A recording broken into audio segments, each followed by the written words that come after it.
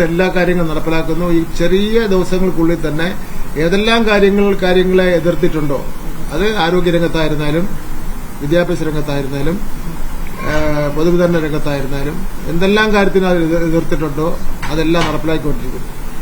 മുമ്പ് കട്ടിലിൽ നിന്ന് ആശുപത്രിയിലെ കട്ടിലിൽ നിന്ന് ആളുകൾ മരിച്ചിട്ടുണ്ടല്ലോ, പരിക്ക് പറ്റിയിട്ടുണ്ടല്ലോ.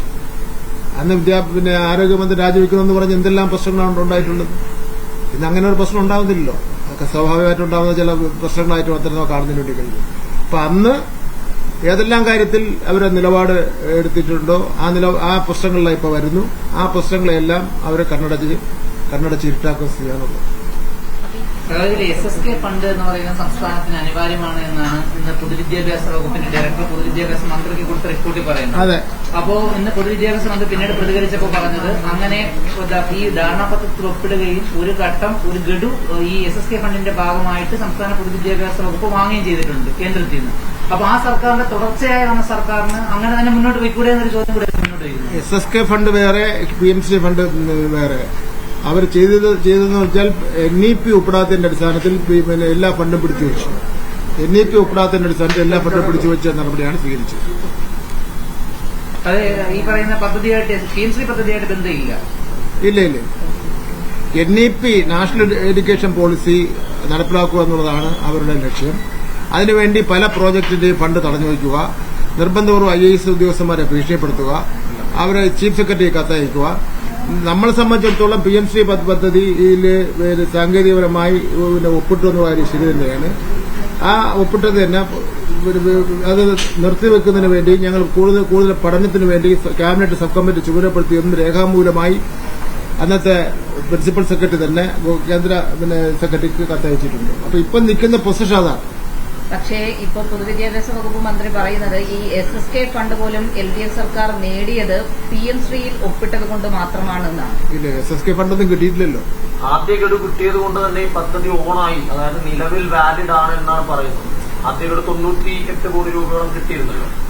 അത് ഇതുകൊണ്ടാണെന്നും അതുകൊണ്ട് തന്നെ ഇതിൽ നിന്ന് പിന്മാറുന്നതിൽ സാങ്കേതികമായി ഞാനീ പറഞ്ഞ കാശ് ഞാൻ വീണ്ടും വായിക്കേണ്ട കാര്യമില്ലല്ലോ. ഇത് മന്ത്രിയും UDF സർക്കാരും സർക്കാർ വൃത്തങ്ങളും പറയുന്ന കാര്യങ്ങളാണ്. വാസ്തവത്തിൽ ഇടത് സർക്കാർ പിൻവാങ്ങിയ ഒരു പദ്ധതിയെ ധൃതി പിടിച്ച് കോൺഗ്രസ് ഇപ്പോൾ മുന്നോട്ട് കൊണ്ടുവരുന്ന സാഹചര്യമല്ലേ? അതാണ് യഥാർത്ഥ വസ്തുത. അതാണ് നിങ്ങൾക്ക് വീണ്ടും മാധ്യമത്തിന് അത് ബോധ്യപ്പെടാത്തത്. ഞങ്ങൾ ഒരു പദ്ധതി കേന്ദ്ര ഗവൺമെന്റ് ഒരു പദ്ധതിക്ക് വേണ്ടി ഒപ്പുവെച്ചു. അത് പക്ഷെ കൂടുതൽ പഠനം നടത്തിയപ്പോൾ കൂടുതൽ കാര്യങ്ങൾ മനസ്സിലാക്കിയപ്പോൾ മുന്നണിക്കകത്ത് തന്നെ തർക്കങ്ങളുണ്ടായി. ശരി തന്നെയല്ലോ. മുന്നണിക്കകത്ത് തർക്കങ്ങളുണ്ടായാൽ പിന്നെ വേറെ എന്താ ചെയ്യാൻ പറ്റുന്നത്? പദ്ധതി നിന്ന് പിന്മാറുക എന്നതാണ്. പിന്മാറുന്നതിന് മുമ്പായി ഇതൊരു പഠനം നടത്താൻ വേണ്ടി ഒരു ക്യാബിനറ്റ് സബ് കമ്മിറ്റിയെ ചുമതലപ്പെടുത്തി. അത് പഠനം നടത്തിയില്ല. പക്ഷേ കേന്ദ്ര ഗവൺമെന്റിന് അന്നത്തെ വിദ്യാഭ്യാസ സെക്രട്ടറി 12/11/2025 വിശദമായ കത്തയച്ചിട്ടുണ്ട്. കേരള ഗവൺമെന്റ് ഇത് കെപ്റ്റ് അബൈൻസ്, ഈ പ്രോജക്ട് കെപ്റ്റ് അബൈൻസ് നിങ്ങൾ വെക്കണം, ഞങ്ങളിത് ഇതിനോട് സഹകരിക്കുന്നില്ല എന്ന് വ്യക്തമായി പറഞ്ഞുകൊണ്ടുള്ള കത്തയച്ചിട്ടുണ്ട്. ഇപ്പോൾ ഉള്ള പൊസിഷൻ അതാണ്. അപ്പൊ കേരള ഗവൺമെന്റ് ഇപ്പൊ തീരുമാനിക്കേണ്ടത് ഈ പഴയ ഗവൺമെന്റ് LDF ഗവൺമെന്റ് എടുത്ത നയത്തിൽ അവർ ഉറച്ചു നിൽക്കുന്നെങ്കിൽ ആ നയം പിന്തുടരണം. അതല്ലെങ്കിൽ ഈ കത്ത് അവർ പിൻവലിക്കണം. ഈ കത്ത് പിൻവലിച്ചിട്ട് ഞങ്ങൾ PMC ആയിട്ട് അനുകൂലിച്ച് ചെയ്യാമെന്ന് പറഞ്ഞ് വേറെ കത്ത് കൊടുക്കും.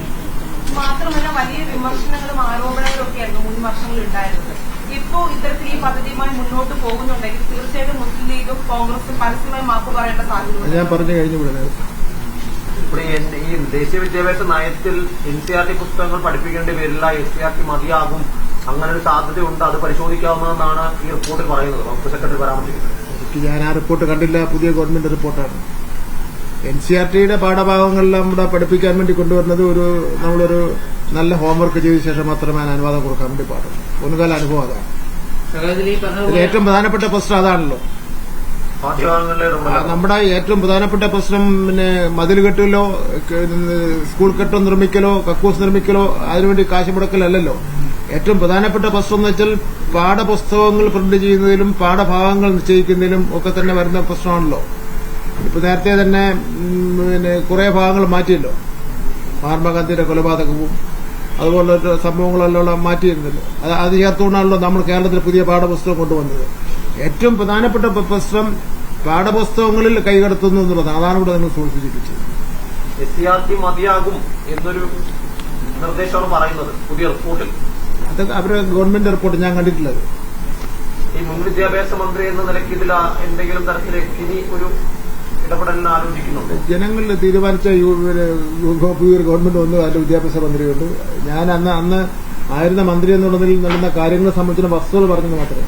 ഈ പ്രതിസ്ഥാനത്തേക്ക് കൊണ്ടുവരുന്നതിൽ എന്തെങ്കിലും തരത്തിലേക്ക് താല്പര്യമുണ്ട് എന്ന് കരുതുന്നുണ്ടോ? അതായത് സർക്കാരിനെയും മുൻ മന്ത്രിയും പ്രതിസ്ഥാനത്ത് കൊണ്ടുവരേണ്ട ഒരു കാര്യമില്ലല്ലോ. ഇവിടെ കുറ്റം ചെയ്തങ്ങളിലെ പ്രതിയാവുള്ളൂ.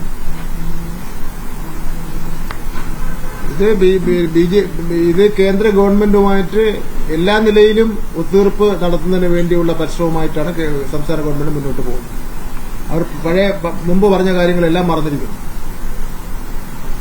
അതായത് എതിർത്ത എല്ലാ കാര്യങ്ങളും പുതിയ സർക്കാർ നടപ്പിലാക്കുന്നു എന്നുള്ളതാണ്. എതിർത്ത എല്ലാ കാര്യങ്ങളും നടപ്പിലാക്കുന്നു. ഈ ചെറിയ ദിവസങ്ങൾക്കുള്ളിൽ തന്നെ ഏതെല്ലാം കാര്യങ്ങളെ എതിർത്തിട്ടുണ്ടോ, അത് ആരോഗ്യരംഗത്തായിരുന്നാലും വിദ്യാഭ്യാസ രംഗത്തായിരുന്നാലും പൊതുവിതരണ രംഗത്തായിരുന്നാലും എന്തെല്ലാം കാര്യത്തിന് അത് എതിർത്തിട്ടുണ്ടോ അതെല്ലാം നടപ്പിലാക്കിക്കൊണ്ടിരിക്കുന്നു.